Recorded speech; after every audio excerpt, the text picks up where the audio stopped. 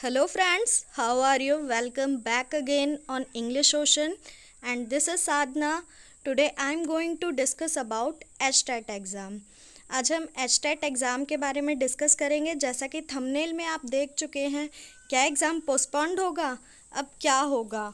तो जो HTET exam है हर बार टाइम से अक्टूबर, नवंबर, दिसंबर इनमें से ही हो जाता था, लेकिन इस बार कुछ ऐसी किस्मत कह लो या गवर्नमेंट पॉलिसी कह लो कि ये HTET एग्ज़ाम दिसंबर, जनवरी और यहाँ तक कि जून में भी नहीं हो पा रहा है। एक उम्मीद की किरण दिखाई दे रही थी जब एग्ज़ाम की डेट आ गई थी 26, 27 को ये डिसाइड हो गया था।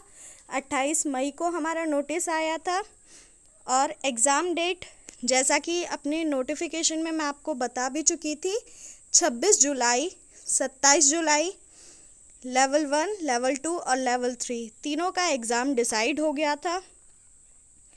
अब प्रॉब्लम क्या हुई कि देखो, जो टीचिंग एस्पिरेंट होते हैं वो ना सिर्फ HTET एग्ज़ाम देते हैं बल्कि वो और कई सारे एग्ज़ाम को टारगेट करते हैं। उन्हीं एक एग्ज़ाम में से है CSIR नेट का एग्ज़ाम।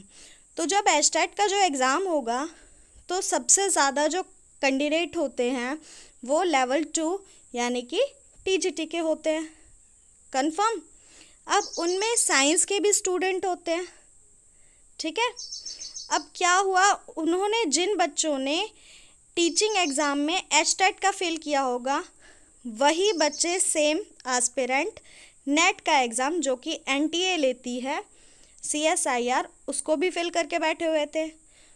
तो प्रॉब्लम यहाँ आई जब 3 जून को एक नोटिस आता है NTA की तरफ से और उन्होंने एग्ज़ाम डेट, जैसा आप देख सकते हैं, दोनों ऑफिशियल नोटिस हैं, 26, 27 और 28 जुलाई को ही रखी है।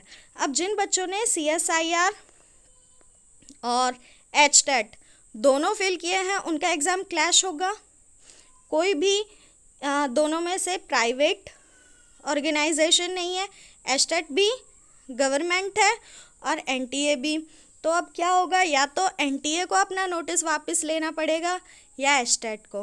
अब देखते हैं आगे क्या होता है, क्या डिसीज़न रहता है। यहाँ पे 2 एस्पेक्ट हैं।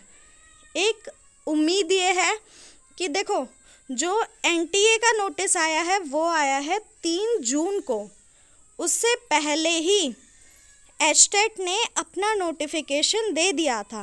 तो गलती किसकी है? NTA की। उसे देखना चाहिए था कि यहाँ पे क्लैश हो रहा है। 28 मई को HTET ने दे दिया था नोटिस, तो उन्होंने बाद में दिया है। तो HTET हो सकता है इस बात को रेज़ करे कि जो नोटिस बाद में आया है वो पेपर कैंसिल होना चाहिए। लेकिन हमें ये बात भी याद रखनी है कि जो NTA का एग्ज़ाम है वो सेंट्रल गवर्नमेंट का है और HTET स्टेट गवर्नमेंट का। तो जो प्रायोरिटी दी जाती है वो सेंट्रल एग्ज़ाम को दी जाती है। इसी के साथ लेकिन एक होप कभी भी मत छोड़ना, आज नहीं तो कल एग्ज़ाम तो होने वाला है। तो अच्छा होगा इन चीज़ों में ना फंसते हुए एग्ज़ाम की प्रिपरेशन अच्छे से करना। All the best. डीमोटिवेट बिल्कुल नहीं होंगे। ये वीडियो सिर्फ आपको एक इन्फॉर्मेशन देने के लिए है। बाकी आप पढ़ते रहिए, खुश रहिए। Thanks for watching.